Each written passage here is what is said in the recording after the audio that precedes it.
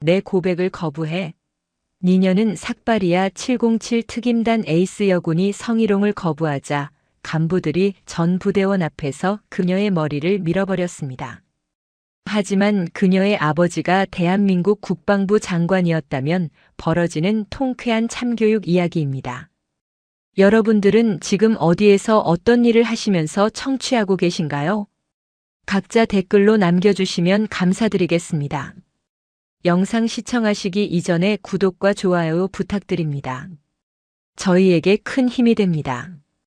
대한민국 육군 특수전사령부 그 중에서도 가장 날카로운 칼날로 불리는 제707 특수임무단. 경기도 이천의 광활한 훈련기지에 자리 잡은 이 부대는 백호라는 이명에 걸맞게 국가급 대테러 임무의 최전선에 서 있었다.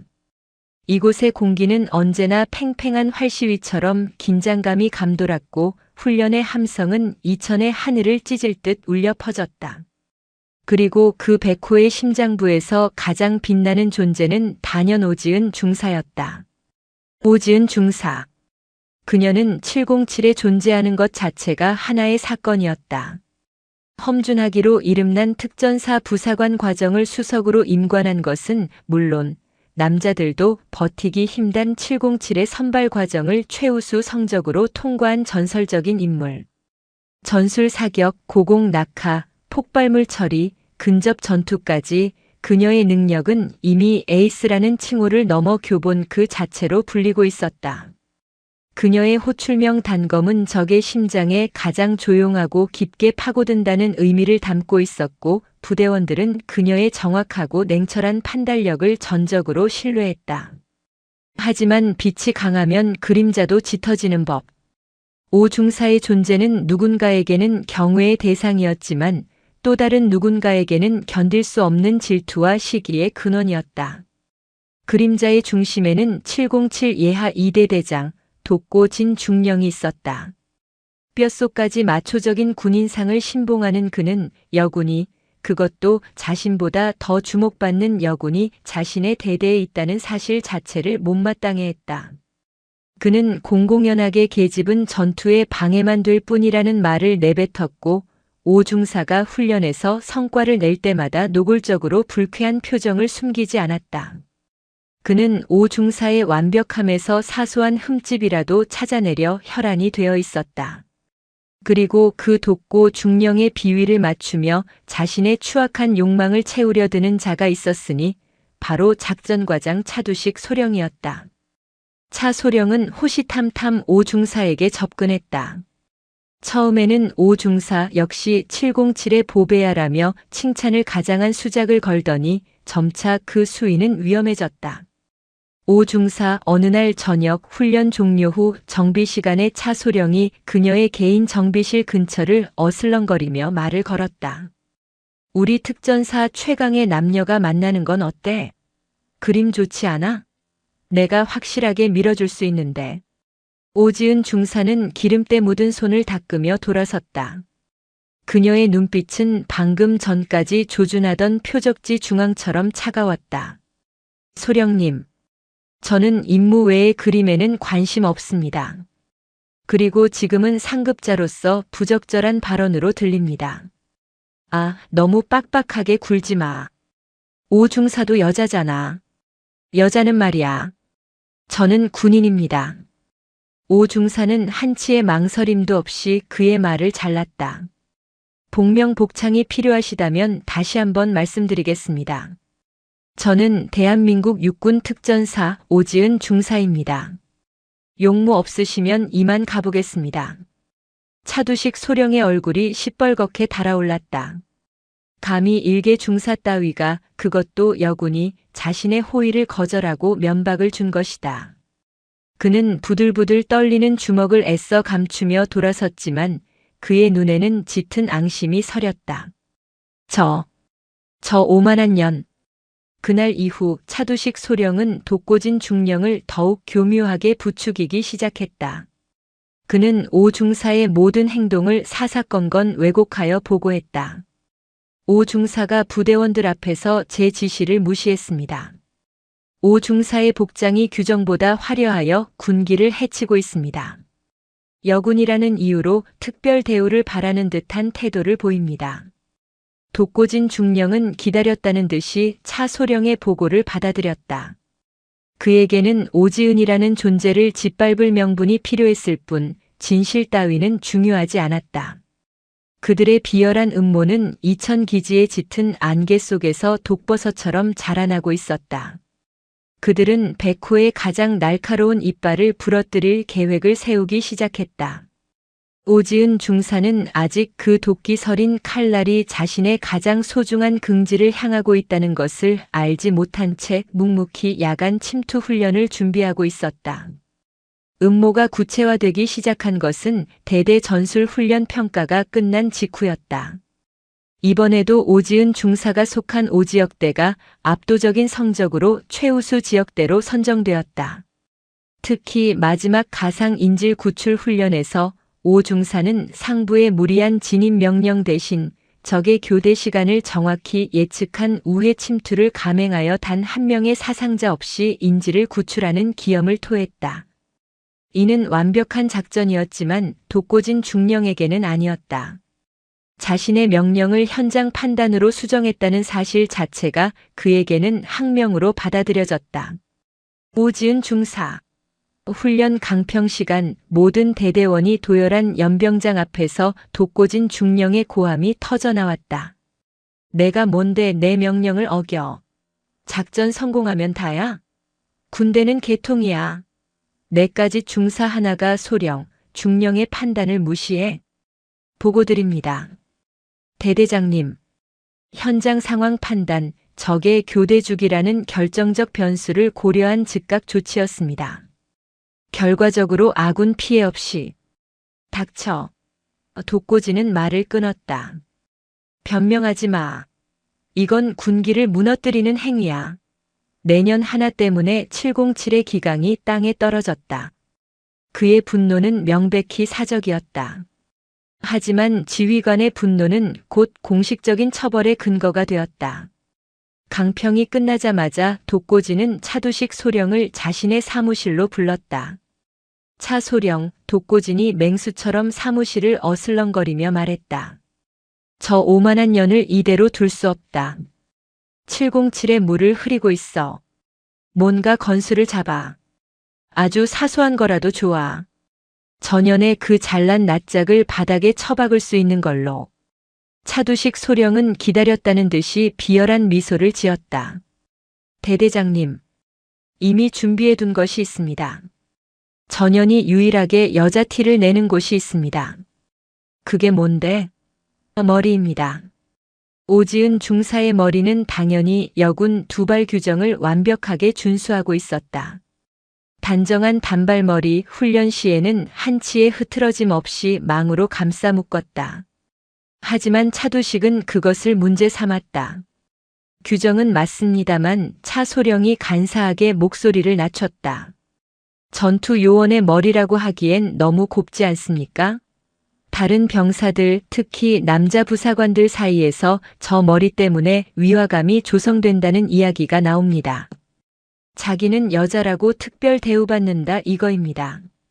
당장 내일 아침 점호 때 복장 및 두발 상태 불량으로 걸면 됩니다. 독고진 중령의 입꼬리가 만족스럽게 올라갔다. 그것은 실로 비열하고 치졸한 명분이었지만 그의 왕국에서는 그것으로 충분했다. 좋아. 당장 내일 아침 전 대대원 집합시켜. 내가 직접 그 군기라는 걸 바로 잡아주지. 다음 날 새벽. 이천기지의 하늘은 유난히 잿빛이었다. 새벽 구보를 마친 이대대 전 병력이 연병장에 집합했다. 살을 애는 듯한 아침 공기 속에서 병사들의 입김이 하얗게 흩어졌다. 독고진 중령이 단상 위로 천천히 올라섰다. 그의 옆에는 차두식 소령이 흡족한 표정으로 서 있었고 그들 뒤에는 무슨 일인지 의무대에서 빌려온 듯한 이발 의자와 함께 하얀 천을 든 행정병 그리고 바리깡을 든 주임원사가 서 있었다. 병사들 사이에 불안한 술렁임이 퍼져나갔다. 뭐야, 왜 저런 게? 누구 하나 본보기로 조지려는 거 아니야? 오지은 중사는 단검 지역대의 맨 앞줄에 서서 미동도 없이 전방을 주시하고 있었다. 불길한 예감이 등줄기를 타고 흘렀지만 그녀는 군인이었다. 어떤 상황에서도 흔들리지 않도록 훈련받은 특전사였다.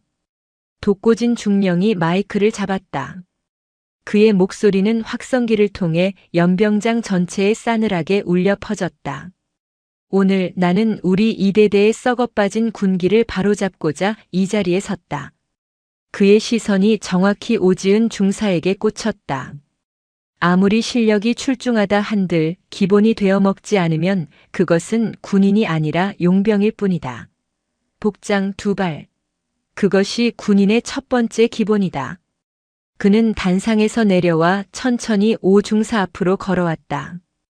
그의 군홧발이 흙먼지를 일으켰다. 오지은 중사. 앞으로 나와. 오지은 중사는 한치의 망설임 없이 절도 있는 동작으로 2걸음 앞으로 나섰다. 중사 오지은. 내 2발 상태가 그게 뭔가. 독고진이 고함을 질렀다. 보고드립니다. 여군 2발 규정 가형, 단정한 단발머리, 훈련 시 결속 상태 이상 없습니다. 오 중사는 침착하게 대답했다. 규정? 규정. 독고진은 광기 어린 웃음을 터뜨렸다. 여기는 707 특수임무단이다. 적과 싸우는 최전선의 여군 규정이 어디 있나? 내 머리카락은 전투에 거추장스러울 뿐이야. 내 그 여자임을 과시하는 머리 때문에 다른 대대원들의 사기가 저하되고 있다. 이것은 명백한 트집이자 모욕이었다. 대대장님. 그것은. 닥쳐.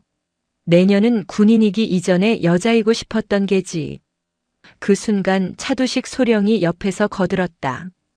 대대장님, 이런 자는 말로 해서는 안 됩니다. 특전사의 정신을 몸소 깨닫게 해줘야 합니다. 좋다. 독고진은 뒤를 돌아보며 손짓했다. 주임원사. 바리깡 가져와. 그리고 저 의자.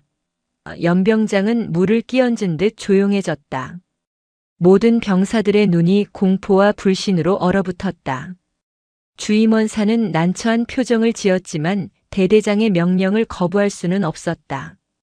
그가 이발 의자를 오중사 앞에 놓고 바리깡의 전원을 켰다. 위잉응. 기계에 소름 끼치는 소리가 잿빛 새벽을 갈랐다. 오지은 중사, 독고진이 오중사의 턱을 거칠게 붙잡아 치켜들게 했다. 그의 눈에는 경멸과 승리감이 가득했다. 내가 그토록 자랑스러워하는 군인 정신이 뭔지 오늘 이 자리에서 똑똑히 보여주겠다. 내 그가짜는 자존심을 이전 대대원이 보는 앞에서 내가 직접 밀어주지. 그는 오중사의 머리채를 움켜쥐었다. 의자에 앉아. 앉으라고 했다. 독고진 중령의 고함에 오지은 중사의 어깨가 미세하게 떨렸다. 그러나 그녀는 앉지 않았다. 그녀는 자신의 모든 긍지를 걸고 그 자리에 버티고 섰다. 그녀의 눈빛은 독고진을 그리고 그 뒤에서 비웃고 있는 차두식을 정확히 꿰뚫고 있었다. 그것은 공포가 아닌 분노와 경멸의 빛이었다. 대대장님. 저는 군인입니다. 군인으로서 단 한 번도 부끄러운 행동을 한 적이 없습니다. 지금 대대장님께서 하시는 행위는 명백한 인권 유린이며 직권 남용입니다. 그녀의 목소리는 떨렸지만 내용은 단호했다. 연병장에 모인 수백 명의 병사들이 숨을 죽였다. 감히 대대장의 면전에서, 그것도 이런 공개적인 자리에서 인권 유린이라는 단어를 꺼내다니. 독고진의 얼굴이 격분으로 일그러졌다. 인권? 직권 남용? 이 계집이 감히 지휘관 앞에서 항명을 해. 그는 오중사의 머리채를 잡은 손에 힘을 주었다. 머리카락이 뽑혀나가는 고통이 두피를 찢는 듯 했다. 내년이 끝까지 버티겠다 이거지. 좋아. 독고진은 주임원사에게서 바리깡을 빼앗아 들었다. 내년이 군인이라면 군인의 머리를 해야지. 여군 머리가 아니라. 그는 위잉 소리를 내는 바리깡을 그녀의 이마 위로 가져갔다. 안 돼. 어딘가에서 작은 비명이 터져 나왔지만 곧 묻혔다. 주임원사. 차소령. 전현 똑바로 붙잡아. 차두식 소령이 기다렸다는 듯이 달려들어 오중사의 양팔을 뒤에서 붙잡아 꺾었다. 주임원사는 망설였지만 결국 독고진의 살기 어린 눈빛에 굴복하여 그녀의 어깨를 짓눌렀다. 오지은 중사는 저항했다. 그녀는 707의 에이스였다. 수십 명의 테러리스트를 제압할 수 있는 기술을 가졌다. 하지만 지금 그녀가 저항하는 순간 그녀는 지휘관 폭행이라는 돌이킬 수 없는 죄를 뒤집어쓰게 될 터였다. 이것은 완벽하게 계산된 함정이었다. 저항할 수도 순응할 수도 없는 지옥. 싫습니다. 이 손 놓으십시오. 놓으란 말입니다. 그녀가 발버둥 쳤지만 건장한 남성 장교 2명의 힘을 뿌리칠 수는 없었다. 독고지는 그녀의 턱을 다시 한번 거칠게 움켜쥐고 고정시켰다. 위잉응. 차가운 쇠붙이의 감촉이 그녀의 이마 바로 위 정수리부터 시작되었다. 서걱, 서걱, 스스슥. 그녀가 그토록 단정하게 관리했던 그녀의 긍지였던 검은 머리카락이 힘없이 잘려나가 하얀 천 위로 그리고 흙먼지 날리는 연병장 바닥으로 떨어져 내렸다. 독고지는 마치 전리품을 취하듯 거칠고 무자비하게 바리깡을 움직였다. 머리카락은 뭉텅이로 잘려나갔고 곧 하얀 두피가 듬성듬성 드러나기 시작했다. 전 대대원이 그 광경을 지켜보고 있었다. 누군가는 고개를 돌렸고 누군가는 두려움에 떨었으며 또 누군가는 차두식 소령의 측근들처럼 희미한 조소를 흘렸다. 오지은 중사의 몸부림이 멈췄다. 그녀는 더 이상 저항하지 않았다. 대신 그녀의 두 눈에서 뜨거운 것이 뺨을 타고 흘러내렸다. 그것은 고통의 눈물도 굴복의 눈물도 아니었다. 자신의 모든 것을 바쳐 헌신했던 군이라는 조직에 대한 배신감, 그리고 이 부조리한 폭력 앞에서 아무것도 할 수 없는 자신의 무력함에 대한 분노의 눈물이었다. 그녀의 동기인 김필승 중사는 맨 뒷줄에서 주먹이 하얗게 부서져라 쥐고 있었다. 그는 당장이라도 뛰쳐 독고진의 멱살을 잡고 싶었지만 그럴 수 없었다. 그랬다간 오중사와 함께 나락으로 떨어질 뿐이었다. 그는 그저 이 참혹한 광경을, 오중사의 눈물을, 독고진의 광기 어린 웃음소리를, 그리고 위잉하는 바리깡 소리를 기억 속에 새길 뿐이었다. 몇 분이 지났을까? 시간은 영원처럼 길었다. 독고지는 엉망으로 잘려나간 거의 삭발에 가까워진 오중사의 머리를 보며 만족스럽게 웃었다. 이제야 좀 군인 같군. 안 그런가 제군들. 그는 오중사의 머리를 마지막으로 한번 거칠게 밀치고는 바리깡을 주임원사에게 던졌다. 다들 똑똑히 봤나? 707에서는 그 누구도 예외일 수 없다. 이것이 군기다. 차두식 소령이 오중사를 붙잡았던 팔을 놓았다. 힘이 풀린 오중사는 그 자리에 무릎을 꿇고 말았다. 그녀의 떨리는 손이 차갑게 드러난 자신의 두피를 감쌌다. 잘려나간 머리카락 사이로 새벽에 찬 공기가 스며들었다. 수치심이 온몸을 태웠다. 전우들 앞에서, 부하들 앞에서, 그리고 자신을 능욕한 자들 앞에서 발가벗겨진 기분이었다. 오지은 중사. 독고진이 싸늘하게 내려다보며 말했다. 꼴이 볼만하군. 오늘부로 훈련에서 열외하고 대대장실 청소나 담당하도록. 그 머리로 병사들 앞에 나설 순 없지 않나? 하하. 조롱 섞인 웃음소리가 연병장에 울려 퍼졌다. 오지은 중사는 무릎 꿇은 채 흙바닥에 떨어진 자신의 머리카락을 내려다보았다. 그녀는 입술을 깨물었다. 피맛이 느껴졌다. 나는 무너지지 않는다. 그녀는 떨리는 다리에 힘을 주어 천천히, 아주 천천히 일어섰다. 비록 머리는 엉망으로 잘려나갔고 얼굴은 눈물과 흙먼지로 범벅이 되었지만 그녀의 허리는 그 어느 때보다 꼿꼿했다. 그녀는 독고진 중령을 정면으로 바라보며 경례를 붙였다. 중사 오지은 명령 수령했습니다. 그녀의 목소리는 갈라졌지만 눈빛은 죽지 않았다. 그 눈빛을 본 독고진은 순간 움찔했지만 이내 다시 비웃음을 되찾았다. 그는 승리했다. 적어도 지금 이 순간은 그랬다. 오지은 중사는 돌아서서 연병장을 가로질러 막사로 향했다. 수백 쌍의 눈동자가 그녀의 뒤를 따랐다. 그녀의 삭발된 머리 위로 이천의 차가운 새벽빛이 부서지고 있었다. 그녀가 막사로 사라진 후 김필승 중사는 조용히 대열을 빠져나와 아무도 보지 않는 통신실 방향으로 향했다. 그의 손에는 비상시에만 사용하라던 단 하나의 번호가 적힌 쪽지가 들려 있었다. 오지은 중사가 막사로 돌아왔을 때 해는 아직 중천에 뜨지도 않은 시간이었다. 그러나 그녀의 세상은 이미 빛을 잃고 암흑에 잠긴 듯 했다. 그녀는 복도를 걷는 내내 마주치는 모든 시선을 느꼈다. 동정, 호기심, 경멸, 그리고 두려움. 그 모든 시선이 비수처럼 날아와 그녀의 듬성듬성 잘려나간 두피에 박혔다. 그녀를 단검이라 부르며 경외하던 부하들의 눈빛이 이제는 차마 마주치지 못하고 바닥으로 떨어졌다. 수치심은 분노를 넘어 절망이 되어 그녀의 가슴을 짓눌렀다. 자신의 숙소, 여군 부사관 독신 숙소 BQ의 문을 잠그자마자 그녀는 거울 앞에 섰다. 거울 속에 비친 것은 707의 에이스가 아니었다. 그것은 마치 흉악한 범죄자처럼 혹은 전염병 환자처럼 흉측하게 머리가 뜯겨나간 한 명의 나약한 여자였다. 독고진이 휘두른 바리깡은 아무렇게나 그녀의 머리를 헤집어 놓았다. 어떤 곳은 너무 깊게 파여 붉은 상처가 드러났고 어떤 곳은 저항의 흔적처럼 길게 머리카락이 남아 있었다. 그녀는 차가운 세면대를 붙잡고 거친 숨을 몰아쉬었다.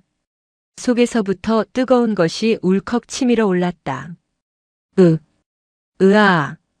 울음이 아니었다. 그것은 짐승의 울부짖음에 가까운 신음이었다. 그녀는 주먹으로 벽을 내리쳤다. 단련된 군인의 주먹이었지만 콘크리트 벽은 꿈쩍도 하지 않았다. 오히려 뼈가 부서지는 듯한 고통이 팔을 타고 올라왔다. 고통이 느껴지자 역설적으로 정신이 맑아졌다. 무너지지 마. 오지은. 그녀는 스스로에게 명령했다. 이것이 그들이 원한 것이다. 내가 울고 좌절하고 스스로 군인의 길을 포기하는 것. 독고진과 차두식은 지금쯤 웃고 있을 것이다. 그녀는 눈물을 닦았다. 그리고 망설임 없이 관물대를 열었다. 그곳에는 그녀가 개인적으로 정비할 때 쓰던 전문가용 이발기, 바리깡이 있었다. 그녀는 전원을 연결했다. 위이잉의 아침에 그 끔찍했던 소리가 다시 울렸다. 하지만 이번에는 달랐다.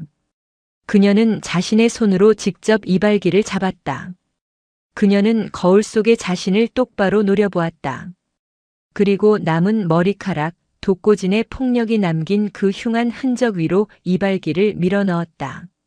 서걱.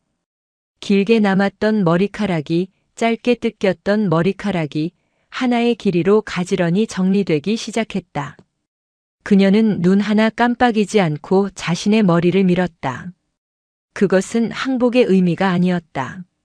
굴종의 표시도 아니었다. 이것은 재정비였다. 그들은 그녀의 머리카락을 빼앗으려 했지만 그녀는 스스로 머리카락을 버렸다. 그들의 폭력의 흔적을 지우고 가장 완벽한 군인의 모습으로 다시 태어나겠다는 결이었다. 눈물이 멈췄다. 그녀의 눈빛은 다시 단검의 그것으로 돌아왔다.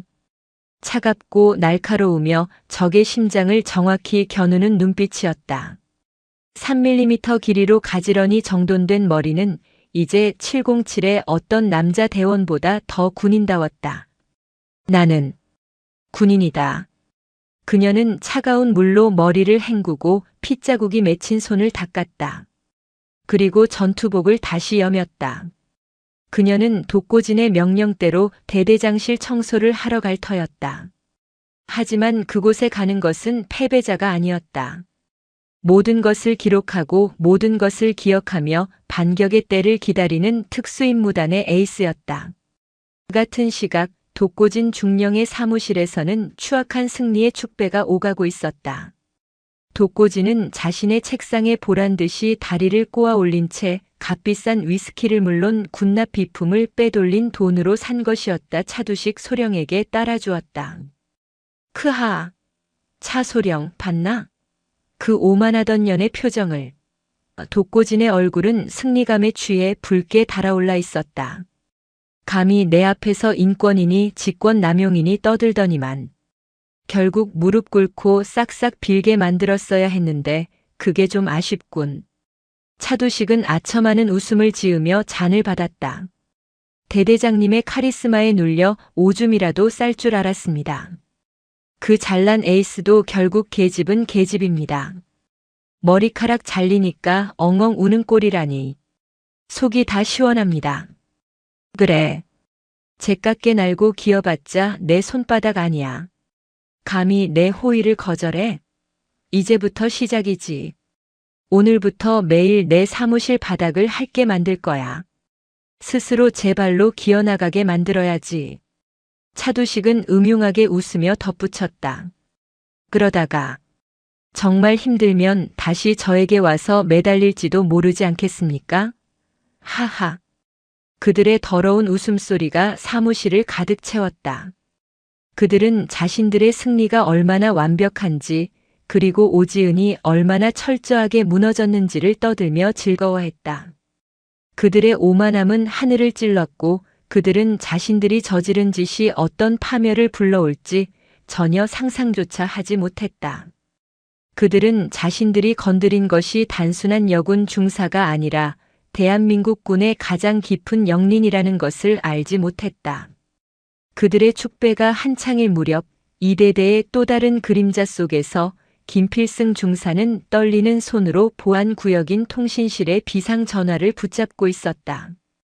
그는 오늘 아침 연병장에서 벌어진 모든 일을 자신의 눈에 그리고 마음에 새겼다. 그는 자신의 동기가 전우가 짐승처럼 짓밟히는 것을 보면서도 아무것도 하지 못했다는 죄책감에 몸을 떨었다. 내가 지금 뭘 하려는 거지? 이걸 누르는 순간 나도 끝이다. 독고진과 차두식은 날 가만두지 않을 거야. 군 생활이 끝장날 수도 있어. 그는 망설였다. 하지만 그의 눈앞에 눈물을 흘리면서도 꼿꼿하게 서서 경례를 붙이던 오지은의 모습이 떠올랐다. 그녀가 삭발당한 채 막사로 걸어가던 그 작은 등이 떠올랐다. 군 생활? 그게 뭐가 중요해? 저건 군대가 아니야. 범죄지. 나는 오지은의 동기이기 이전에 대한민국 육군 부사관이다. 불의를 보고 침묵하는 건 군인이 아니야.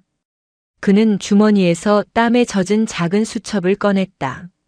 몇 년 전 오지은이 그에게 장난처럼 그러나 진지한 눈빛으로 적어준 번호였다. 필승아. 이건 내 아버지 직통 비상 연락망이야.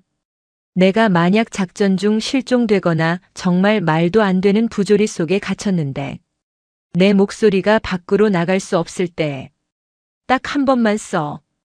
이게 울리는 순간 아버지는 전쟁이 난 걸로 생각하실 거야. 그러니까 절대 쓸 일 없어야 해. 김필승은 침을 삼켰다. 지은아, 미안하다. 지금이 바로 그 순간인 것 같다. 그는 수화기를 들고 떨리는 손가락으로 번호를 눌렀다. 2로 시작하는 그러나 일반적인 번호 체계와는 전혀 다른 암호화된 특수 회선 번호였다. 신호음은 단 한 번만 울렸다. 수화기 너머에서는 아무 소리도 들리지 않았다. 정적. 심장이 터질 듯한 정적이었다. 김필승이 입을 열려던 순간 차갑고 기계적인 목소리가 들려왔다. 프로토콜. 김필승은 숨을 크게 들이마셨다. 백호. 그리고 검은 단검. 오지은이 알려준 두 번째 암호였다. 백호는 707을, 검은 단검은 오지은 자신을 의미했다. 수화기 너머의 정적이 몇 초간 이어졌다. 그리고 이번에는 전혀 다른 목소리가 들려왔다. 방금 전의 기계적인 목소리와는 달리 낮고 중후하며 그 자체로 대한민국 그 자체인 듯한 무게감을 지닌 목소리였다. 자네는 누군가? 김필승은 자신도 모르게 차려 자세를 취했다. 충성. 저는 707 특수임무단 2대대 소속 김필승 중사입니다. 오지은 중사의 동기입니다. 지은이에게 무슨 일이지? 작전인가? 아닙니다. 장관님, 그게 오늘 아침 김필승의 목소리가 격하게 떨려 나왔다. 그는 감정을 억누르려 했지만 아침에 그 끔찍한 광경이 떠오르자 분노가 치밀었다. 오늘 아침 7시경 2대대 연병장에서 대대장 독고진 중령과 작전과장 차두식 소령이 전 대대원이 보는 앞에서 지은이의 오 중사의 머리를 강제로. 그는 차마 삭발이라는 단어를 꺼내지 못하고 숨을 헐떡였다. 수화기 너머에서는 다시 정적이 흘렀다. 이전의 정적과는 비교할 수 없는 폭풍 전야의 고요함이었다. 마치 거대한 화산이 폭발하기 직전 모든 것이 숨을 죽인 듯한 침묵이었다. 김필승은 자신의 심장 소리가 수화기 너머까지 들릴까봐 두려웠다. 몇 초 후 그 중후한 목소리가 다시 들려왔다. 목소리는 놀랍도록 차분했다. 하지만 그 차분한 밑바닥에는 강철을 녹여버릴 듯한, 아니 강철조차 얼려버릴 듯한 냉혹한 분노가 서려 있었다. 김필승 중사. 네, 장관님. 사실인가? 제 두 눈으로 똑똑히 봤습니다. 전 대대원이 증인입니다. 차두식 소령의 성희롱을 거부하자 앙심을 품고 오늘 훈련 평가를 트집 잡아 독고진 중령이 군인 머리를 해야 한다며 직접 바리깡으로. 알았다. 그 한마디에 모든 것이 담겨 있었다. 김중사, 지금부터 내 말 잘 듣게. 자네는 군인으로서 아주 용기 있는 일을 했다. 그리고 자네의 임무는 아직 끝나지 않았어. 명령만 내려주십시오. 지은이 곁을 지켜. 무슨 일이 있어도 내가 도착할 때까지 혹시라도 그들이 독고진이나 차두식이 오 중사에게 2차 가해를 하려거든 내 권한으로 명령한다. 실력 행사를 해서라도 막아. 모든 책임은 내가 진다. 장관님. 그리고 지금 이 통화는 없었던 일이다. 자네는 오늘 아무것도 보지 못했고 아무데도 전화하지 않았다. 알겠나? 명령. 수명하겠습니다. 딸깍. 전화가 끊겼다. 김필승은 수화기를 든 채 그 자리에 잠시 서 있었다. 그는 거대한 폭풍의 스위치를 눌렀다는 것을 직감했다. 그리고 동시에 이상하게도 마음이 놓였다. 이제 정의가 올 것이다. 대한민국 서울특별시 용산구 국방부 신청사 10층.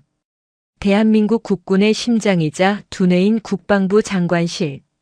거대한 태극기와 군 지휘기가 나란히 서 있는 그 방의 주인 국방부 장관 오기영은 방금 전에 통화가 끝난 수화기를 천천히 내려놓았다. 그는 창밖을 바라보았다. 그의 사무실에서는 용산의 스카이라인과 저 멀리 한강의 물줄기까지 한눈에 들어왔다. 평화로운 대한민국의 심장부. 그는 이 평화를 지키기 위해 일생을 바쳤다. 육군사관학교를 수석으로 졸업하고 야전 지휘관으로서 단 한 번의 오점 없이 사성장군, 육군참모총장의 자리에 올랐으며 전역 후에는 그 누구도 이견을 달지 못할 신망을 바탕으로 국방부 장관에 임명된 군에 살아있는 전설이었다. 그의 호출명은 팔라딘, 성스러운 임무를 수행하는 기사라는 뜻이었다. 하지만 지금 팔라딘의 얼굴은 성기사의 그것이 아니었다. 그의 얼굴은 평소의 온화함과 냉철함 대신 지옥의 악귀라도 마주한 듯한 무서운 분노로 일그러져 있었다. 그가 수화기를 내려놓은 손은 너무나도 세게 쥐어져 있어 핏줄이 터질 듯 솟아올라 있었다. 독고진, 차두식. 그의 입에서 두 이름이 조용히 흘러나왔다. 그는 책상 위에 보안 단말기를 열어 두 사람의 인사 기록 카드를 즉시 호출했다. 독고진 중령, 육사 출신, 평판 강력한 추진력, 전투지향적 지휘관. 그러나 그 이면에는 부하에게 가혹함, 권위주의적, 수차례의 경미한 무리라는 주홍글씨가 숨겨져 있었다. 차두식 소령, 삼사 출신, 평판 상관에게 충성심이 강함 사교적. 그러나 그 역시 여군 관련 구설수 진급을 위한 과도한 아부라는 꼬리표가 붙어 있었다. 오기영은 두 사람의 사진을 노려보았다. 두 사람은 활짝 웃고 있었다. 진급 심사 때 제출했을 법한 그 위선적인 미소. 감히. 오기영의 목소리는 얼음장 같았다. 감히 내 군대를, 내 딸을. 그는 딸이라는 단어를 내뱉는 순간 장관으로서의 냉철함이 무너지는 것을 느꼈다. 그는 눈을 감았다. 지은아. 그의 하나뿐인 딸. 아버지를 따라 군인이 되겠다고 했을 때 그는 기쁨보다 걱정이 앞섰다. 혹시라도 장관의 딸이라는 꼬리표가 아이를 다치게 할까봐.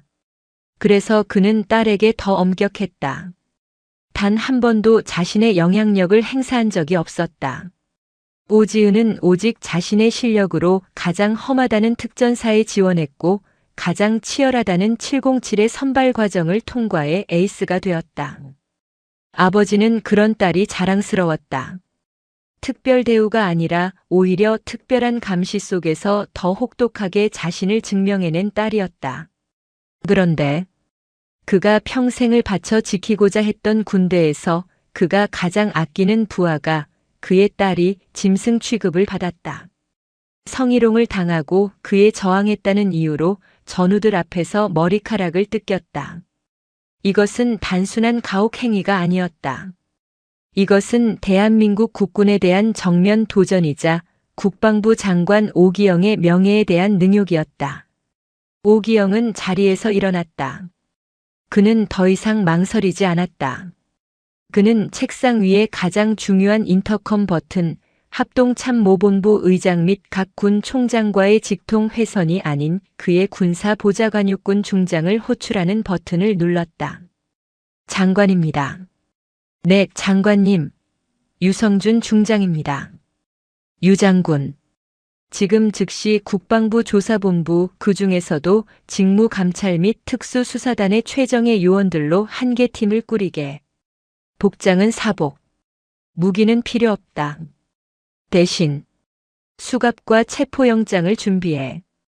혐의는 직권 남용, 가혹행위, 폭행, 모욕, 그리고 성폭력 특별법 위반이다. 대상은 현역 장교 둘. 유성준 중장은 노련한 군인이었다. 그는 장관의 목소리에 담긴 살기를 즉시 알아차렸다. 장관님, 실례지만 대상 부대와 계급을 육군 특수전사령부 제707 특수임무단 2대대 대대장 독고진 중령 그리고 작전과장 차두식 소령. 유성준 중장은 숨을 멈췄다. 707 국가급 대테러 부대. 그곳의 대대장과 작전과장을 국방부 조사본부가 직접 체포하러 간다는 것은 그야말로 군이 뒤집어질 일이었다. 알겠습니다. 즉시 준비시키겠습니다. 그런데 어떻게 이동하시겠습니까? 707은 보안 등급이 최상급이라. 내가 직접 간다. 네. 장관 전용 천둥 헬기, 지금 당장 용산 헬기장으로 대기시켜. 조사본부 요원들은 별도 차량으로 이동, 이천기지 정문에서 내 신호 대기. 그리고 육군 참모총장과 특수전 사령관에게는 지금 즉시 내 이름으로 전문을 보내게. 오기영은 창밖을 바라보며 한자 한자 힘주어 말했다. 전문 내용. 금일 13시부로 국방부 장관이 제707 특수임무단 2대대에 대한 지휘권 및 감찰권을 직접 행사한다. 본인의 별도 명령시까지 707 2대대 부지 내 모든 인원의 이동 및 외부 통신을 전면 통제한다. 현 시간부로 707 2대대 상공은 비행 금지 구역으로 설정하며 오직 천둥의 접근만을 허가한다. 특수전 사령관은 13시 정각 이천기지 2대대 헬기 착륙장에서 본인을 영접할 준비를 하라. 이상. 이것은 사실상의 계엄령 선포나 다름없는 초강력 조치였다. 유성준 중장은 온몸에 소름이 돋는 것을 느꼈다. 명령 수명했습니다. 몇 분 후. 용산 국방부 청사 옥상의 헬기장. 대한민국 공군 소속의 검은색 시코르스키 헬기 천둥 HH-의육십이 강력한 로터 바람을 일으키며 대기하고 있었다. 오기영 장관은 평소의 정장 차림이 아닌 자신의 저녁식 때 입었던 4개의 별이 빛나는 육군 대장 정복으로 갈아입은 상태였다. 그는 더 이상 행정가가 아니었다. 그는 팔라딘으로 자신의 군대를 더럽힌 자들을 처단하기 위해 출정하는 야전 사령관이었다. 이천으로 간다. 가장 빠른 속도로. 천둥의 문이 닫히고 헬기는 굉음과 함께 서울의 하늘로 솟구쳤다. 헬기가 한강을 넘어 경기도 광주 상공을 지날 때쯤 오기영 장관은 창밖을 내려다보며 자신의 딸을 생각했다. 조금만 버텨라, 지은아. 아빠가 간다. 그의 눈빛은 한없이 따뜻했지만 그가 향하는 곳은 지옥의 불길이 될 터였다. 이천의 백호 부대는 자신들이 잠든 호랑이의 콧수염을 건드린 것이 아니라 하늘 그 자체를 찢어발겼다는 사실을 깨닫기까지 불과 몇십 분도 남지 않았다. 경기도 이천 707 특수임무단 2대대 본부. 점심 식사 시간이 지난 나른한 오후였다. 독고진 중령은 위스키로 인한 기분 좋은 숙취와 만족감 속에서 집무실 소파에 거의 드러누워 있었다. 차두식 소령은 그런 그의 앞에서 다음 주 훈련 계획을 보고하는 척하며 아침에 무용담을 되새김질하고 있었다. 그래서 말입니다, 대대장님. 그년이 무릎 꿇었을 때. 바로 그때였다. 우우우우 두두두두두두 건물 전체가 흔들릴 정도의 엄청난 굉음과 진동이 창문을 때렸다. 이것은 평소 훈련 비행을 하는 치누크나 블랙호크의 소리와는 차원이 달랐다. 훨씬 더 낮고 위압적이며 무엇보다 너무나도 가까웠다. 뭐야? 독고진이 소파에서 벌떡 일어났다. 어떤 놈이 허가도 없이 헬기장 위를. 그가 창밖을 내다본 순간 그의 얼굴은 굳어버렸다. 대대 본부 건물 바로 앞 가장 신성시 여겨지는 지휘관 헬기 착륙 장 PCP에 그가 한 번도 본 적 없는 위압적인 검은색 헬기 한 대가 착륙하고 있었다. 헬기의 동체에는 그 어떤 부대 마크도 없었지만 그 존재감만으로도 주변 공기를 얼어붙게 만들었다. 저건 그보다 더 충격적인 것은 헬기가 착륙하기도 전에 이미 헬기장 주변을 둘러싸고 있는 인물들이었다. 특수전 사령관, 별 3개 중장이었다. 특전사 주임원사, 그리고 그들을 지휘하는 듯한 특전 사령관조차도 부동자세로 서 있게 만드는 한 무리의 검은 정장 사내들. 그들은 국방부 조사본부의 특수수사단 요원들이었다. 사령관님? 사령관님이 왜 저기에? 독고지는 자신이 술이 덜 깼나 싶어 눈을 비볐다.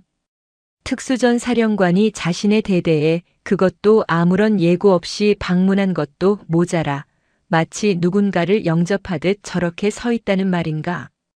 두두두두 헬기의 로터가 멈추고 슬라이딩 도어가 치익의 소리를 내며 열렸다. 가장 먼저 내린 것은 장관 군사보좌관인 유성준 중장이었다. 중장? 독고진과 차두식은 이제 공포를 느끼기 시작했다. 특전사령관에 이어 육군 중장까지. 도대체 무슨 일이 벌어지고 있는 것인가? 그리고 헬기 안쪽에서 마침내 한 사람이 모습을 드러냈다. 그는 천천히 계단을 내려왔다. 햇빛이 반사되어 그의 어깨 위에서 눈부시게 빛났다. 하나, 둘, 셋, 넷. 4개의 별. 육군 대장 계급장이었다. 그리고 그 얼굴. 대한민국 군인이라면 그 누구도 모를 수 없는 얼굴. 국방부 장관 오기영. 장관님? 독고진의 입에서 바람 빠지는 소리가 났다. 차두식은 이미 다리가 풀려 주저앉기 직전이었다. 국방부 장관님이. 왜 우리 대대에? 오기영 장관은 헬기에서 내리자마자 자신을 향해 경례를 붙이는 특수전 사령관에게는 가벼운 목례로 답할 뿐이었다. 그의 시선은 오직 한 곳, 이대대 본부 건물을 향해 고정되어 있었다. 독고진 중령, 차두식 소령, 당장 튀어나오지 못하나. 특수전 사령관이 지옥에서 울려오는 듯한 목소리로 고함을 질렀다. 두 사람은 거의 정신이 나간 상태로 건물 밖으로 뛰쳐나왔다. 제대로 경례를 할 정신도 없었다. 그들은 헬기장 앞에 도열한 최고 지휘관들과 무시무시한 수사관들 앞에 섰다. 대대장 중령 독고. 닥쳐라. 오기영 장관의 나지막한 한마디가 독고진의 말을 끊었다. 오 장관은 그들에게 단 한 걸음도 눈길을 주지 않고 그들을 그대로 스쳐 지나갔다. 그의 목적지는 뻔했다. 유 장군, 저 두 놈이 도망치지 못하게 현장에서 즉각 신병 확보해.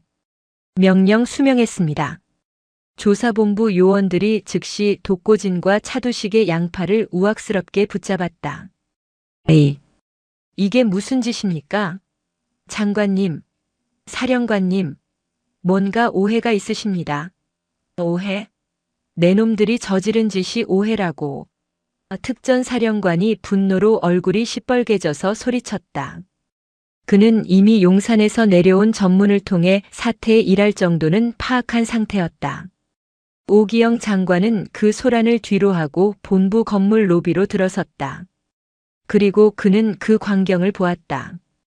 그의 딸 오지은 중사가 아침에 그 끔찍한 모습 그대로 3mm로 짧게 잘린 머리를 애써 검은색 비니로 감춘 채 대대장실 앞복도 바닥에 무릎을 꿇고 걸레질을 하고 있었다. 독고진이 명령한 대대장실 청소를 수행 중이었던 것이다. 그녀의 곁에는 김필승 중사가 어쩔 줄 모르고 서서 그녀를 지키려 애쓰고 있었다. 오기영 장관의 발걸음이 그 자리에 멈췄다. 그의 숨소리가 거칠어졌다.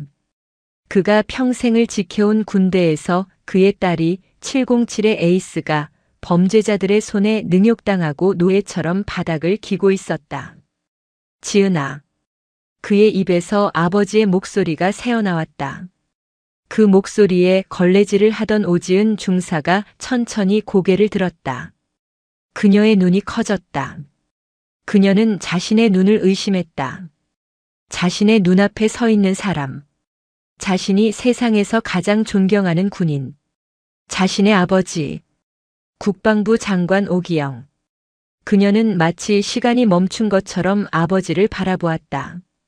그녀의 눈에 다시 뜨거운 눈물이 차올랐다. 아버지? 김필승 중사가 가장 먼저 정신을 차리고 경례를 붙였다. 오기영 장관은 딸에게 천천히 다가갔다. 그는 무릎을 굽혀 딸과 눈높이를 맞췄다. 그리고는 아무 말 없이 떨리는 손을 들어 딸의 비닐을 천천히 벗겼다. 그의 눈앞에 폭력의 흔적이 고스란히 드러났다. 흉하게 파먹은 상처 그리고 그것을 덮기 위해 딸 스스로 밀어버린 짧은 머리카락. 오기영 장관의 눈이 붉게 충혈되었다. 그는 딸의 뺨을 감싸쥐었다. 괜찮다. 지은아. 나. 괜찮다. 아빠가 왔다. 그 순간 오지은 중사의 꼿꼿했던 등이 무너졌다. 그녀는 아버지의 품에 얼굴을 묻고 아침부터 참아왔던 모든 울음을 터뜨렸다.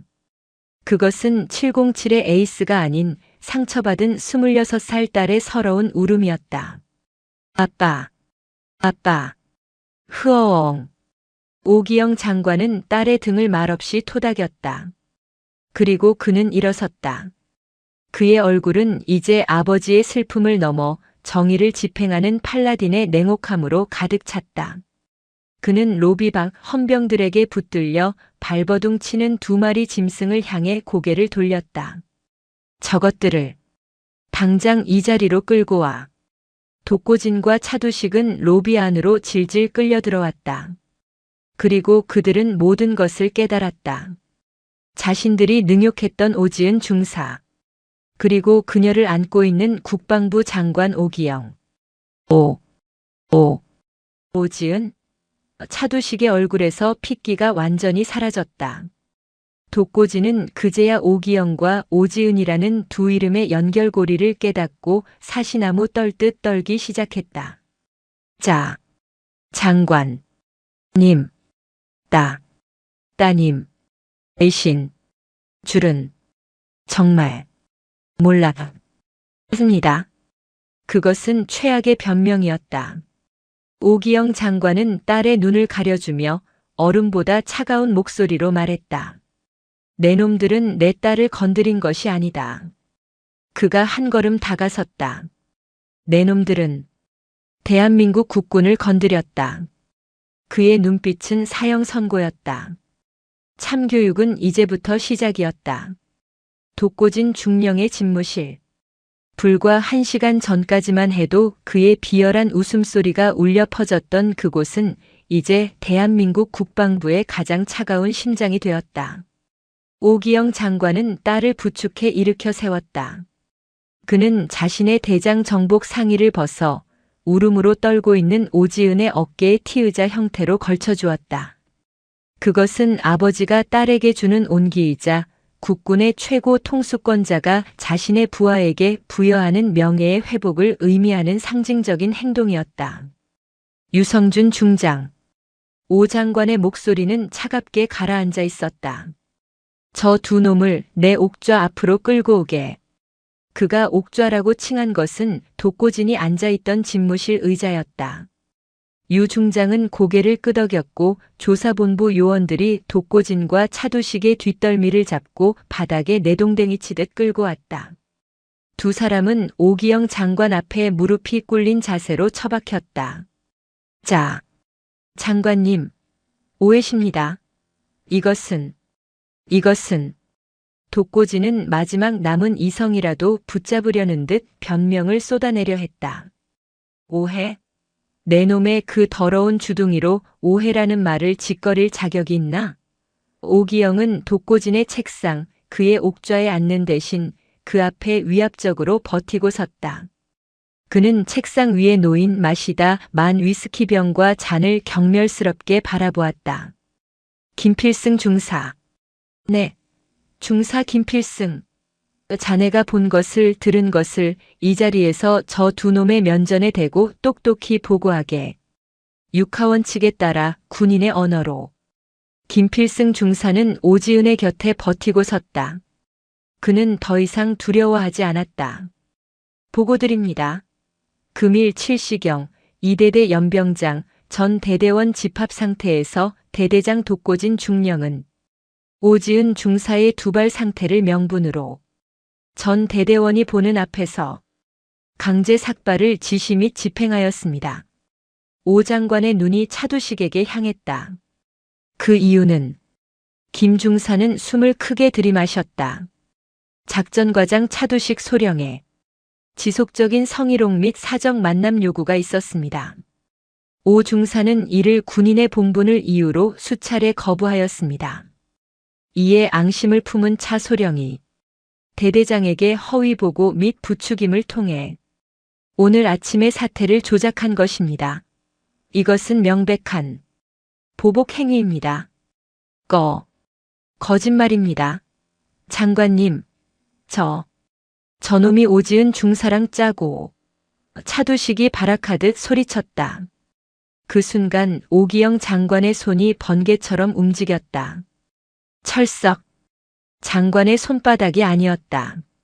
책상 위에 있던 독고진의 중령 계급장이 박힌 묵직한 지휘봉이었다. 오 장관이 휘두른 지휘봉은 정확히 차두식의 뺨을 후려쳤다. 으악! 차두식은 바닥을 나뒹굴었고 그의 입술이 터져 피가 흘렀다. 내 놈은 지금 이 순간에도 피해자를 모욕하는가. 오기영은 피가 묻은 지휘봉을 바닥에 탁 소리나게 내던졌다. 그는 군인으로서 절대 해서는 안 될 사적 폭력을 행사했다. 하지만 이 방 안에 그 누구도, 심지어 특수전 사령관조차도 그를 말리지 않았다. 그것은 장관의 폭력이 아니라 짓밟힌 군의 명예가 내지른 통렬한 일격이었다. 차두식 소령. 오 장관이 유성준 중장을 바라보았다. 성폭력 특별법 위반, 직권 남용, 보복행위. 혐의는 차고 넘칠 것 같군. 당장 내 놈의 사무실 컴퓨터와 개인 휴대폰, 관사까지 전부 압수수색해. 저런 놈은 분명 증거를 남겼을 게다. 자신이 얼마나 대단한 권력자인지 과시하고 싶어서 말이지. 명령대로 집행 중입니다. 이미 차 소령의 개인 컴퓨터에서 오 중사에 대한 집착적인 감정 표현과 독고진 중령과 나눈 오 중사 처리 방안에 대한 메신저 기록 일부 확보했습니다. 독고진의 얼굴이 하얗게 질렸다. 차두식이 자신과의 대화 내용을 저장해 뒀다는 사실에 뒤통수를 맞은 표정이었다. 이 배신자 새끼. 독고진이 차두식에게 달려들려 했지만 조사관들에게 즉시 제압당했다. 이제 오기영 장관의 시선은 마지막 남은 짐승, 독고진에게 향했다. 독고진 중령. 내 놈은 할 말이 있나? 독고진은 입을 굳게 다물었다. 그는 지금 무슨 말을 해도 소용없다는 것을 깨달았다. 그는 마지막 자존심이라도 지키려는 듯 오 장관을 노려보았다. 그래. 그 눈빛. 그 오만한 눈빛. 오 장관은 짐짓 감탄한 듯 말했다. 그 눈빛으로 내 부하들을 짓밟았겠지. 그 눈빛으로 여자가 감히 내 부대의 에이스가 되는 것을 참을 수 없었겠지. 그래서 내 놈은 내 놈의 왕국에서 가장 빛나는 칼을 스스로 부러뜨렸다. 오기영은 독고진의 책상 서랍을 거칠게 열어젖혔다. 안에는 값비싼 시가와 외화 그리고 출처가 불분명한 금품들이 들어있었다. 유 장군. 이것도 보이나? 네, 장관님. 이미 부대 군수 물자 횡령 및 하청업체와의 유착 관계에 대한 첩보도 입수된 상태입니다. 오 장관은 헛웃음을 터뜨렸다. 썩어도 이렇게까지 썩었을 줄이야. 707은 대한민국 최정예 부대다. 적의 심장에 가장 먼저 뛰어들고 가장 마지막에 나오는 곳이다. 그런데 내 놈은 그 심장에서 기생하던 암세포였어. 독고진은 모든 것을 포기한 듯 고개를 숙였다. 고작 이게 내 놈의 반성인가? 오기영은 조용히 말했다. 나는 내 딸이 오지은 중사가 왜 머리를 밀어야 했는지 내 놈의 입으로 직접 듣고 싶다. 말해. 군기를 잡기 위함이었습니다. 거짓말. 김필승이 소리쳤다. 훈련 평가는 완벽했습니다. 대대장님은 조용 김중사. 오 장관이 손을 들어 막았다. 그리고 독고진에게 다시 한 걸음 다가갔다. 군기. 내 놈이 말하는 군기가 뭔가. 내 놈의 비위를 맞추고 내 놈의 성희롱을 눈감아주며 내 놈의 횡령에 침묵하는 것인가. 그게 내 놈이 말하는 백호 부대의 군기였나?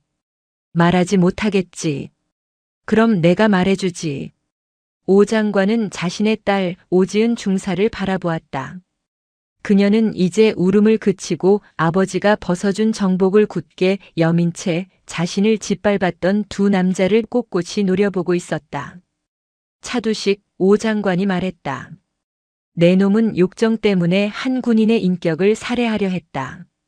그리고 독고진 그의 목소리가 얼음처럼 차가워졌다. 내 놈은 고작 내 놈의 그릇된 권위와 시기심 때문에 대한민국 국군의 명예를, 이 707의 자부심을 내 놈이 기른 병사들 앞에서 바리깡으로 밀어버렸다. 그는 특수전 사령관을 돌아보았다. 특전 사령관은 얼굴이 흑빛이 되어 부동자세로 서 있었다. 사령관, 오늘부로 707 특수임무단 2대대 독고진 중령과 차두식 소령을 보직 해임한다. 아니, 그 정도로는 부족해. 지금 이 순간부로 저 두 놈의 군복을 벗겨라. 네? 내 말이 말 같지 않나? 당장 저것들이 입고 있는 군복을 찢어 발기고 저 어깨에 붙은 계급장을 떼어내. 저런 놈들은 더 이상 이 신성한 군복을 입을 자격이 없다. 이것은 절차를 무시한 그야말로 사령관의 직권이었다. 특전사령관은 잠시 망설였지만 국방부 장관의 살기 어린 눈빛과 그 뒤에 서 있는 오지은 중사의 끔찍한 모습을 보고는 이내 결심했다. 주임원사, 뭐하나? 당장 저 두 놈의 계급장과 휘장을 모두 제거해. 특전사 주임원사와 707 주임원사가 달려들었다. 그들은 독고진과 차두식의 어깨에 붙은 계급장을 거칠게 뜯어냈다. 찍찍의 소리와 함께 벨크로가 뜯겨나가고 가슴에 붙어있던 특전사 흉장과 공수 휘장 그리고 이름표가 차례로 바닥에 내동댕이 쳐졌다.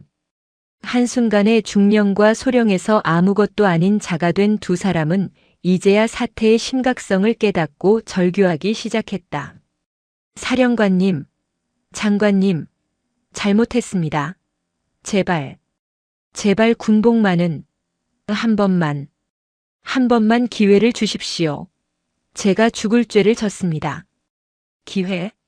오기영 장관은 바닥에 떨어진 독고진의 중령 계급장을 군홧발로 짓밟았다. 내 놈들이 오지은 중사의 머리카락을 자를 때, 내 놈들이 그 인격을 짓밟을 때, 오 중사에게도 기회를 주었나?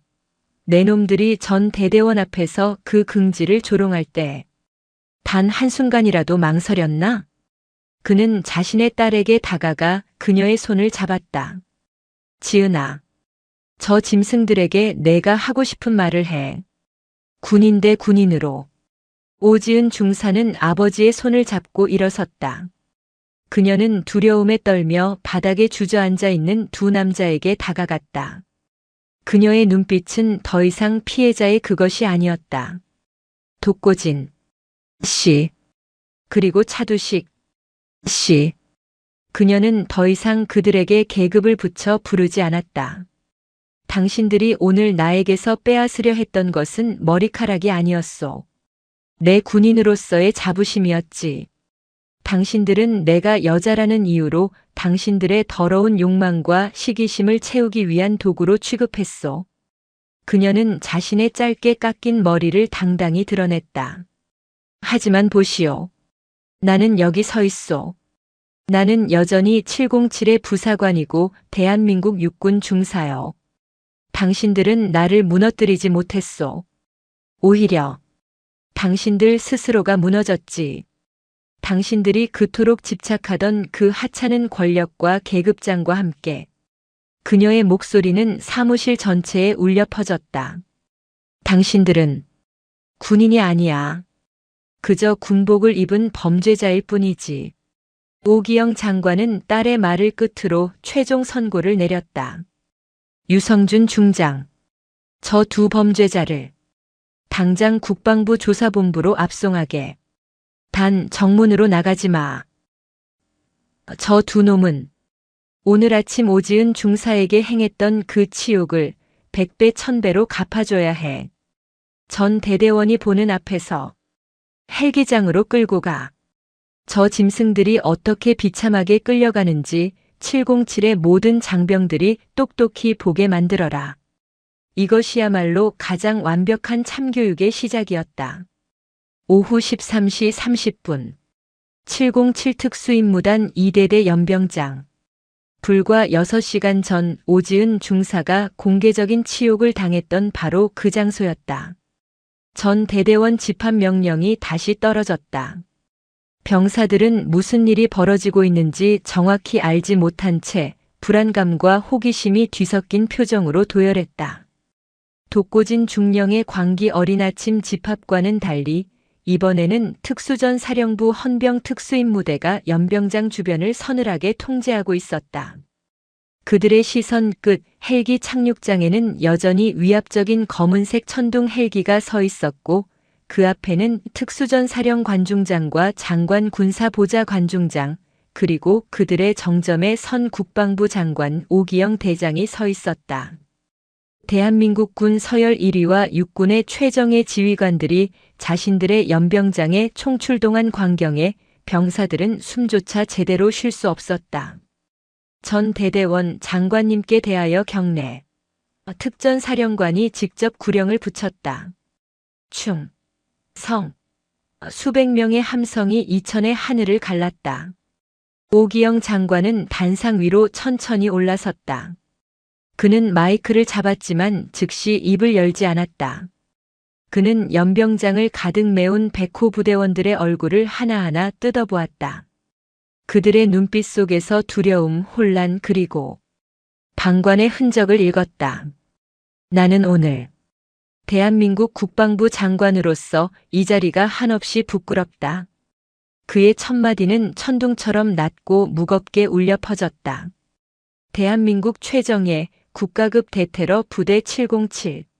백호라는 이름은 적에게는 공포를, 국민에게는 신뢰를 상징했다. 하지만 오늘 아침 바로 이 자리에서 그 신뢰와 명예가 짓밟히는 것을 여러분은 모두 지켜보았다. 병사들의 고개가 숙여졌다. 여러분의 지휘관이었던 자들, 오 장관이 손짓하자 헌병들이 두 사람을 끌고 단상 아래로 나왔다. 계급장과 휘장이 모두 뜯겨나간 초라한 전투복 차림의 독고진과 차두식이었다. 두 손은 뒤로 묶인 채 고개를 쳐박고 있었다. 전 대대원이 충격에 휩싸였다. 저거. 대대장님? 계급장이. 없어. 이자들은 오 장관의 목소리가 경로로 높아졌다.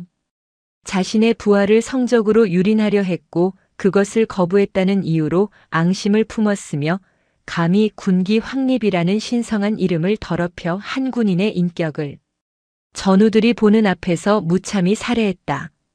그의 시선이 차두식에게 향했다. 내 놈은 상관의 권력으로 부하를 희롱했고 다시 독고진에게 향했다. 내 놈은 지휘관의 권력으로 그 복수를 집행했다. 이것은 군대가 아니다. 이것은 조폭 무리나 다름없는 범죄 집단이다. 사령관, 네 장관님, 저 두 범죄자의 죄목을 이 자리에서 전 장병에게 공표하라. 특수전 사령관이 앞으로 나섰다. 그는 수치심으로 얼굴이 붉어졌지만 장관의 명령을 집행했다. 전 대대원은 들어라. 전 2대 대장 독고진, 전 작전과장 차두식. 두 사람의 혐의는 다음과 같다. 그는 조사본부가 작성한 공소장 요지를 읽어내려갔다. 하나. 직권 남용 및 권리 행사 방해. 둘. 가혹 행위 및 폭행, 특수 모욕. 셋. 성폭력 범죄의 처벌 등에 관한 특례법 위반, 업무상 위력에 의한 추행. 넷. 군수품 횡령 및 뇌물 수수. 죄목이 하나하나 열거될 때마다 병사들의 얼굴은 경악으로 물들어갔다. 그들은 자신들이 그토록 두려워했던 지휘관이 사실은 파렴치한 범죄자였다는 사실을 깨달았다. 이들은 오 장관이 다시 마이크를 잡았다. 오늘 아침 이 자리에서 오지은 중사의 머리카락을 잘랐다. 그것이 군인답지 못하다는 이유로. 그는 잠시 숨을 골랐다. 그렇다면 나는 묻겠다. 이 707의 이 자리에 오지은 중사보다 더 군인다운 군인이 있었는가? 아무도 대답하지 못했다. 오지은 중사는 그의 목소리가 연병장을 압도했다. 여러분이 불가능하다고 여겼던 훈련을 가능하게 만들었고 여러분이 두렵다고 여겼던 임무에 가장 먼저 뛰어들었던 707의 단검이자 에이스였다. 그런데 여러분은 여러분의 전우가 여러분의 교관이 짐승들에게 짓밟히는 것을 그저 지켜만 보았다. 물론 그의 목소리가 조금 낮아졌다. 저들의 폭압적인 권력 아래 침묵을 강요당했을 수도 있다. 하지만 기억하라. 불의에 대한 침묵은 불의의 가장 큰 동조자다. 진정한 특전사의 명예는 적을 죽이는 총구에서 나오는 것이 아니라 내 전우의 긍지를 지켜주는 방패에서 나오는 것이다. 그는 김필승 중사를 단상 위로 불렀다. 여기 김필승 중사. 그는 자신의 안위를 걱정하지 않고 이 썩어 빠진 불의를 고발했다. 이 자리에 있는 수백 명의 군인 중 단 한 명의 진짜 군인이었다. 김필승 중사에게 수백 쌍의 존경과 부끄러움이 뒤섞인 시선이 쏟아졌다. 그리고 오기영 장관은 단상 아래 자신의 곁에서 모든 것을 지켜보고 있던 오지은 중사를 불렀다. 오지은 중사. 단상으로 올라오게. 오지은 중사는 망설이지 않았다. 그녀는 아버지의 정복을 어깨에 걸친 채 당당하게 단상 위로 올라섰다. 그녀는 어깨에 걸친 비닐을 벗었다. 3mm로 짧게 깎인 그러나 흉터 하나 없이 단단한 그녀의 두상이 오후의 햇살 아래 빛났다. 그녀는 울지 않았다. 그녀의 눈빛은 그 어느 때보다 강인했다. 병사들은 충격에 휩싸였다. 아침에 그 처참했던 모습이 아니었다. 그것은 마치 모든 것을 초월한 전사 발키리의 모습과도 같았다. 여러분은 오지은 중사가 왜 이 모든 수모를 견뎌냈는지 궁금할 것이다. 오기영 장관이 말했다. 그녀가 힘이 없어서? 그녀가 반항할 줄 몰라서? 천만에. 그녀는 이 자리에 있는 그 누구보다 강하다. 그는 자신의 딸 오지은 중사의 어깨에 손을 올렸다. 내가 오늘 이 자리에 온 것은 단지 국방부 장관으로서 군기를 바로잡기 위함만은 아니다. 연병장 전체가 숨을 죽였다. 나는 아버지로서 이 자리에 왔다. 네. 말도 안 돼. 오지은 중사는 내 딸이다. 연병장은 폭탄이라도 맞은 듯한 충격에 휩싸였다. 국방부 장관의 딸? 그렇다면 저들은 국방부 장관의 딸을 전 대대원이 보는 앞에서 삭발시킨 것이란 말인가? 독고진과 차두식은 이제 공포를 넘어 절망으로 아예 실신 직전의 상태가 되었다. 하지만 오 장관의 목소리가 다시 한번 모두를 집중시켰다. 여러분은 착각해서는 안 된다. 내가 오늘 저들을 처단하는 것은 그들이 장관의 딸을 건드렸기 때문이 아니다. 그는 오지은 중사의 손을 잡고 높이 들어 올렸다. 내가 분노하는 이유는 저들이 대한민국 국군의 군인을 건드렸기 때문이다. 오지은 중사가 내 딸이 아니라 오늘 갓 입대한 막내 이등병이었다 할지라도 나는 똑같이 이 자리에 왔을 것이며 똑같이 저들을 처단했을 것이다. 그것은 진심이었다. 군인은 계급으로 존재하는 것이 아니다. 명예로 존재한다. 여러분의 지휘관은 여러분의 명예를 짓밟았다. 하지만 오지은 중사는 그 폭력 앞에서 자신의 명예를 스스로 지켜냈다. 그 끔찍한 수치 속에서도 그녀는 군인의 품위를 잃지 않았다. 그는 딸을 바라보며 말했다. 아니, 지은아, 넌 중사가 아니다. 그는 자신의 어깨에 있던 빛나는 대장 계급장을 하나 떼어냈다. 그리고 그것을 오지은 중사의 가슴에 직접 달아주었다. 넌 그 어떤 별보다도 빛나는 대한민국 육군의 가장 자랑스러운 용기 그 자체다. 오늘 이 시간부로 나는 오지은 중사의 완벽한 명예 회복을 전 장병 앞에서 선포한다. 그 순간 연병장의 맨 뒷줄에 서 있던 김필승 중사가 먼저 박수를 치기 시작했다. 짝짝짝. 그 박수는 곧 오지역대 대원들에게로 번졌고 이내 이대대 전 병력의 우레와 같은 함성과 박수로 터져나왔다. 와! 오지은 중사! 오지은 중사! 그것은 공포에서 벗어난 자들의 환호였으며 진정한 용기에 대한 경배였다.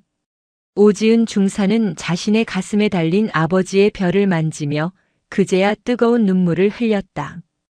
그러나 그것은 수치의 눈물이 아닌 명예와 감동의 눈물이었다. 오기영 장관은 두 범죄자를 가리켰다. 저 짐승들을 헬기에 태워라. 저들은 이천의 땅을 밟을 자격도 없다. 공중에서 가장 치욕스러운 방법으로 압송하라. 헌병들은 독고진과 차두식을 짐짝처럼 질질 끌고 천둥 헬기로 향했다. 그들의 비명은 백호 부대원들의 환호성에 묻혀 사라졌다. 오기영 장관의 참교육은 그렇게 대한민국의 심장부에서 가장 뜨겁고 정의로운 방식으로 집행되었다. 폭풍이 휩쓸고 지나간 707 이대대 기지는 역설적이게도 평온을 되찾았다. 그것은 독고진의 폭압적인 통제 아래 있던 죽은 평온이 아니라 골마 터진 상처를 도려낸 뒤 찾아오는 치유의 고요함이었다. 특수전 사령관은 국방부 장관의 명령에 따라 즉시 대대 지휘 체계를 재편했다. 가장 신망받는 1대 대장이 2대 대장 직무대리로 임명되었고 부패에 연루되었던 독고진의 측근 간부들 역시 즉각 격리 조치되어 조사본부의 추가 감찰을 받게 되었다.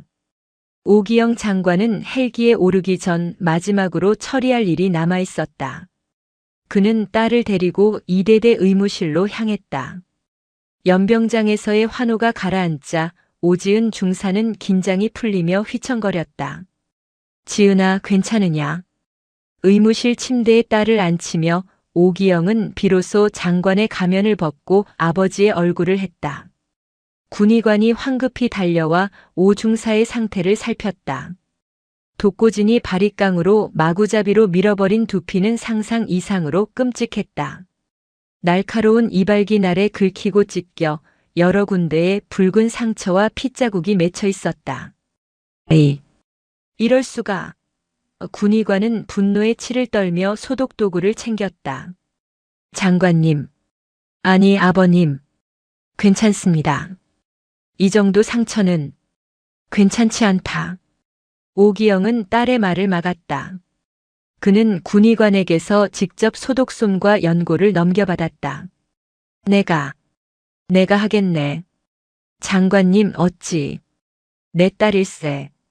아비가 이 정도도 못 해주겠나. 오기영은 거칠고 투박하지만 수십 년간 총과 작전 지도를 잡아왔던 그 단단한 손으로 딸의 머리에 맺힌 상처를 조심스럽게 닦아내기 시작했다. 따끔. 소독약이 상처에 닿자 오지은의 어깨가 움찔했다. 미안하다. 미안하다, 지은아. 오기영의 목소리가 가늘게 떨리고 있었다. 의무실에는 부녀 외에는 아무도 없었다. 오 장관이 모두를 물렸기 때문이었다. 아빠, 왜 말하지 않았느냐? 차두식 그 짐승이 너를 희롱했을 때 왜 아비에게 말하지 않았어? 오지은은 아버지의 떨리는 손을 바라보았다. 말할 수 없었어요. 왜?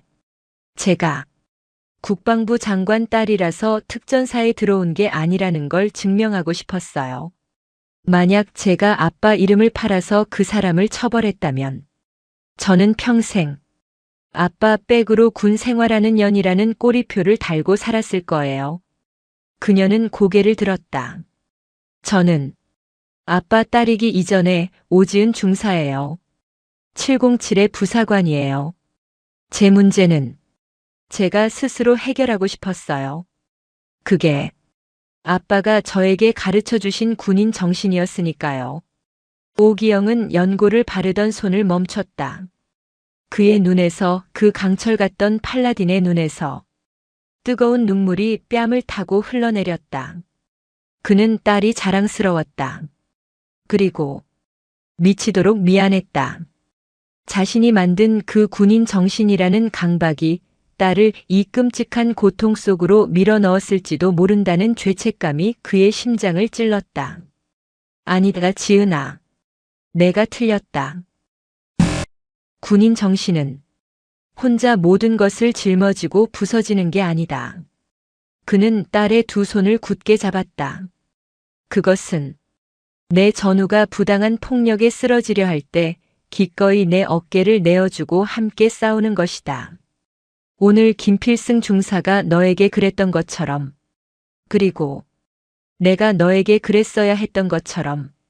그는 딸의 상처난 머리를 아버지로서 세상에서 가장 소중한 보물을 다루듯 부드럽게 쓰다듬었다. 아빠가 너무 늦게 와서 미안하다. 정말 미안하다. 오지은은 그제야 아버지의 품에 안겨 남은 서름을 모두 토해내듯 조용히 울었다. 아니에요. 와주셔서 감사해요, 아빠. 두 사람의 눈물은 단순한 슬픔이 아니었다. 그것은 서로의 긍지를 확인하고 상처를 보듬으며 더 단단한 가족으로 거듭나는 치유의 의식이었다. 얼마나 지났을까?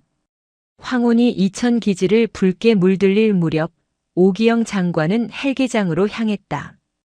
그의 곁에는 특전사령관과 그리고 머리에 붕대를 감았지만 그 누구보다 당당하게 서 있는 오지은 중사가 함께했다.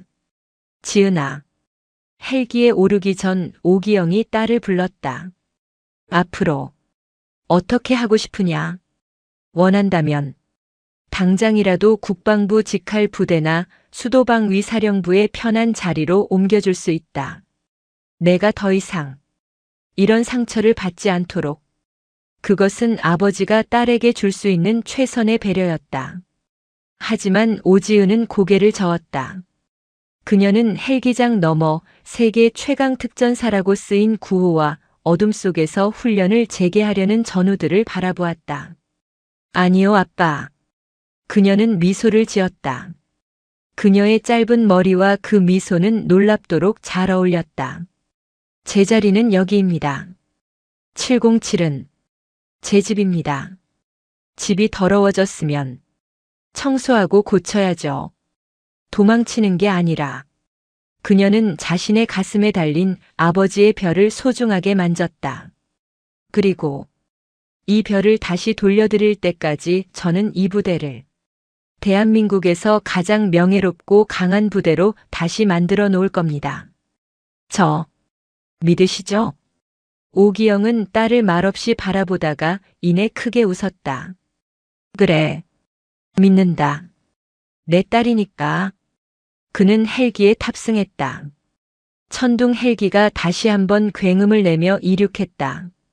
오지은 중사는 헬기가 시야에서 완전히 사라질 때까지 가장 꼿꼿하고 완벽한 자세로 경례를 올렸다. 하늘에서 아버지는 땅에서 자신을 향해 경례하는 그 누구보다 강인한 자신의 딸이자 전우를 내려다보며 조용히 속삭였다. 사랑한다, 나의 단검. 헬기는 용산으로 향했고 오지은 중사는 자신의 숙소가 아닌 훈련장으로 발걸음을 옮겼다. 그녀의 머리는 짧았지만 그녀의 긍지는 하늘보다 높았다. 백호 부대의 진정한 부활은 바로 그 순간 시작되고 있었다. 시간은 상처를 지우지는 못하지만 그 위에 새로운 살이 돋게 한다. 오기영 장관의 천둥이 이천 기지를 뒤흔들고 지나간 지 꼭 석 달이 흘렀다. 대한민국 육군에서 707 오지은 중사 삭발 사건은 그 어떤 군사 기밀보다도 빠르고 무겁게 퍼져나갔다. 그것은 단순한 가십이 아니었다. 썩어 빠진 군 내부의 암세포를 도려낸 고통스럽지만 신성한 외과 수술로 기록되었다. 707 2대대 백호 부대는 문자 그대로 다시 태어났다. 독고진과 차두식의 그림자가 사라진 연병장에는 더 이상 공포와 굴종의 침묵이 흐르지 않았다. 대신 살을 애는 겨울바람 속에서도 강철 같은 군기와 전우애가 넘쳤다. 새로 부임한 대대장, 일대 대장이었던 윤건중 중령은 포갑이 아닌 존중으로 부대를 이끌었다. 그는 부대원들에게 명령하기 전에 납득시켰고 처벌하기 전에 기회를 주었다. 그 변화의 중심에는 역설적이게도 오지은이 있었다. 그녀의 머리는 이제 3mm가 아니었다. 붕대를 풀고 상처가 아물자 그녀는 다시 한번 자신의 손으로 머리를 정리했다. 남성 전투 요원들처럼 짧고 단정한 크루컷. 그것은 더 이상 수치의 낙인이 아니었다. 그것은 백호 부대의 새로운 상징이자 꺾이지 않는 군인 정신의 표상이 되었다. 부대원들은 더 이상 그녀를 불쌍한 피해자나 장관의 딸로 보지 않았다. 그들은 그녀를 단검이라 불렀다. 그러나 그 호출명에는 이전의 시기와 질투 대신 절대적인 경외심이 담겨 있었다. 불 속에서 단련되어 그 어떤 불의에도 부러지지 않는 가장 날카롭고 강인한 칼. 중사 오지은. 혹한기 훈련을 앞둔 사격술 훈련장. 윤건중 대대장이 직접 그녀의 이름을 불렀다. 네. 중사 오지은. 이번 시가지 근접 전투 훈련 교관은 오중사가 직접 맡는다. 전 대대원 오중사의 전술에 이의를 제기하지 말고 무조건 따른다. 알겠나? 알겠습니다. 오지은은 훈련장 중앙에 섰다. 그녀의 짧은 머리 위로 차가운 햇살이 부서졌다. 그녀의 눈빛은 그 어느 때보다 차갑고 명료했다.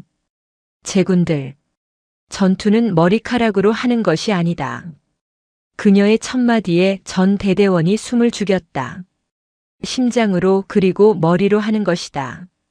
오늘 나는 여러분의 머릿속에 박힌 패배감과 공포를 모조리 밀어버릴 것이다. 나를 따르라. 그녀는 그 누구보다 빠르게 장애물을 통과하고 그 누구보다 정확하게 표적을 맞췄다. 그녀의 모습은 그날의 치욕을 겪은 사람이라고는 믿을 수 없을 만큼 완벽했다. 아니, 오히려 그 치욕을 겪었기에 더욱 단단해진 모습이었다. 병사들은 그녀의 압도적인 실력과 카리스마에 완전히 매료되었다. 그녀는 자신의 실력으로 707의 에이스라는 자신의 자리를 완벽하게 되찾았다. 그리고 마침내 심판의 날이 왔다. 계룡대 육군 본부 고등군사법원. 그날 이후 완전히 폐인이 되어버린 독고진과 차두식은 이제 군복이 아닌 푸른색 미결수 수의를 입고 피고인석에 앉아 있었다. 그들의 눈은 텅 비어 있었다. 오지은 중사는 증인석에 앉았다.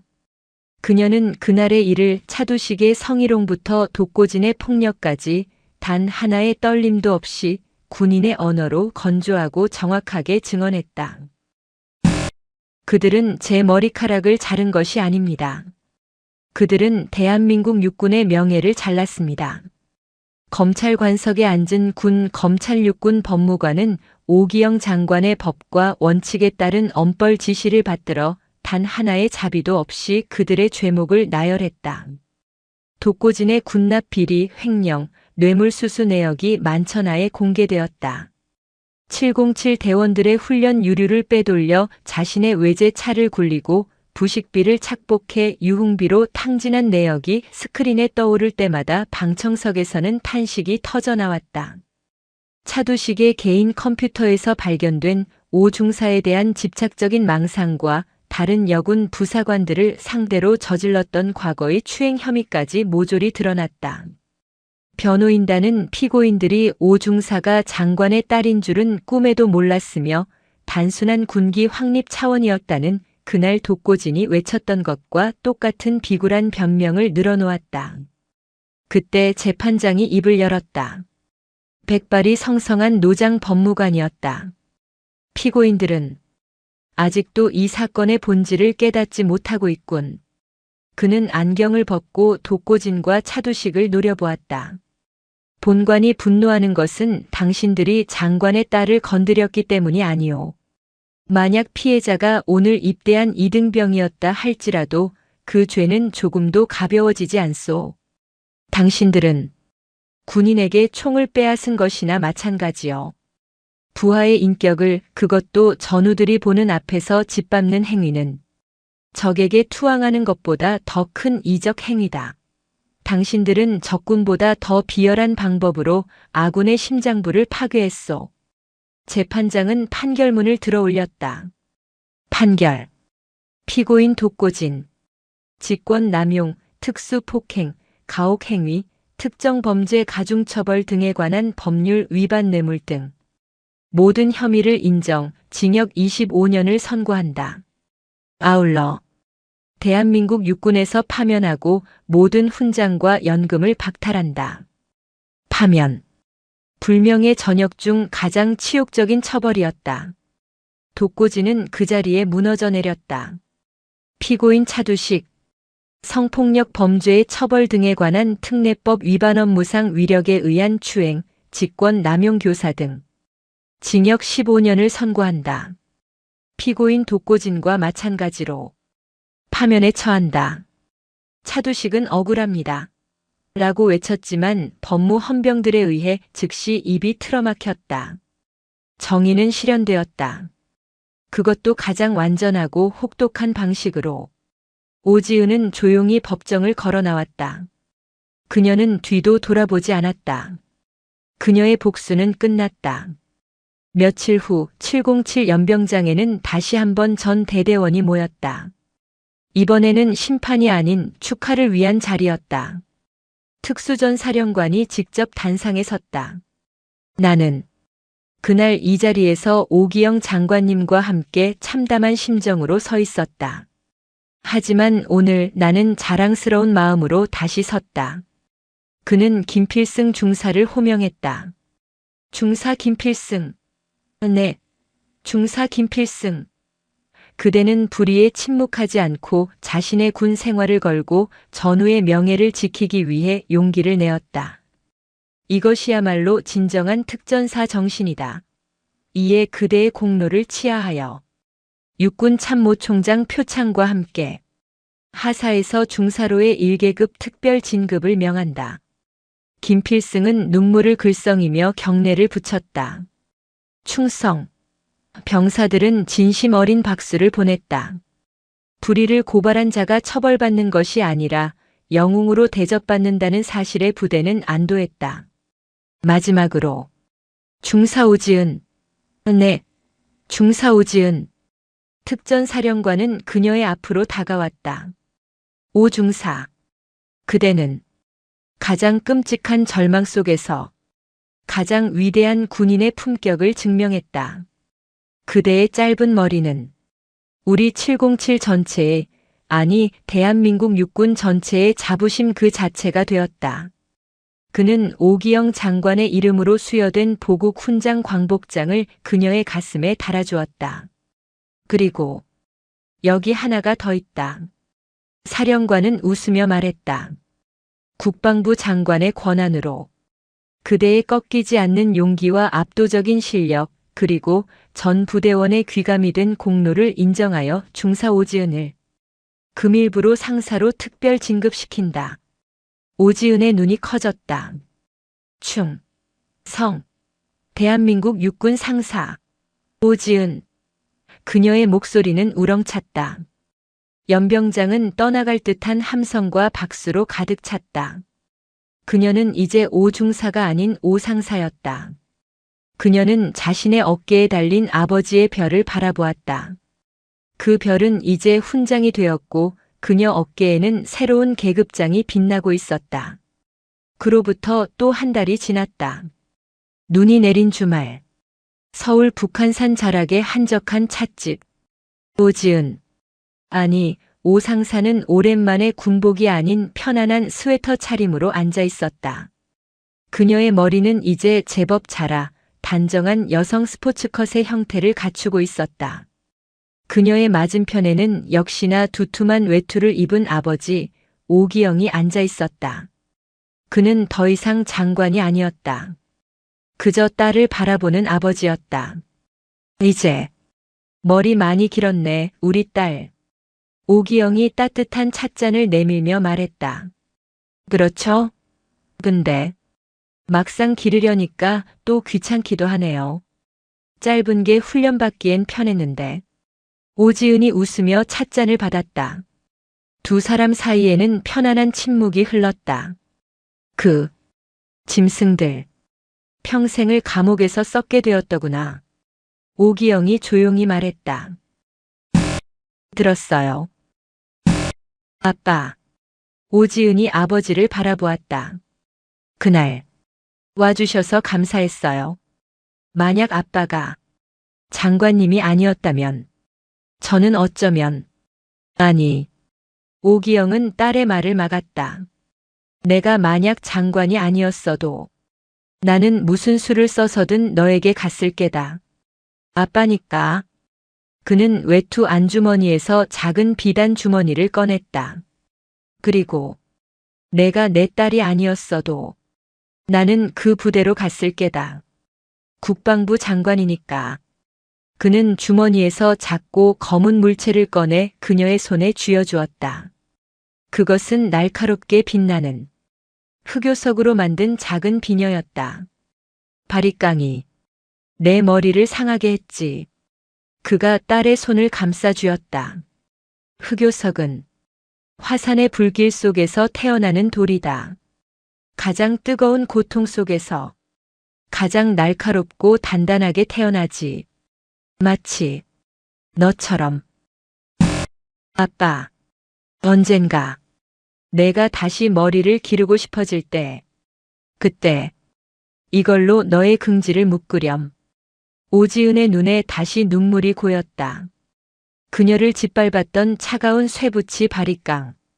그리고 그녀의 명예를 다시 세워주는 아버지의 따뜻한 흑요석 비녀. 고맙습니다. 아빠. 그리고 지은아. 오기영이 진지한 눈으로 딸을 바라보았다. 진정한 군인의 명예는 적을 몇 명이나 죽였느냐에 있지 않다. 내 전우를, 내 부하를, 내 국민을 얼마나 지켜냈느냐에 있다. 너는 내 스스로를 지켜냈고 김필승 중사는 너를 지켜냈으며 나는 내 딸이자 내 부하인 너희를 지켜냈다. 그것이 우리가 군인인 이유다. 그것은 이 길고 아픈 이야기의 완벽한 교훈이었다. 오지은 상사는 흑요석 비녀를 굳게 쥐었다. 그것은 차가웠지만 아버지의 체온이 전해져 따뜻했다. 그녀는 찻집 창밖으로 펼쳐진 눈 덮인 북한산의 장엄한 능선을 바라보았다. 그녀의 상처는 아물었고 그녀의 명예는 부활했다. 그리고 그녀는 알았다. 자신은 백호 부대의 단검이자 대한민국 육군의 상사이며 그 무엇보다 아버지 오기영의 자랑스러운 딸이라는 것을. 그녀의 새로운 전장은 이제 막 다시 시작되고 있었다. 영상이 유익하셨다면 구독과 좋아요, 댓글까지 부탁드리겠습니다.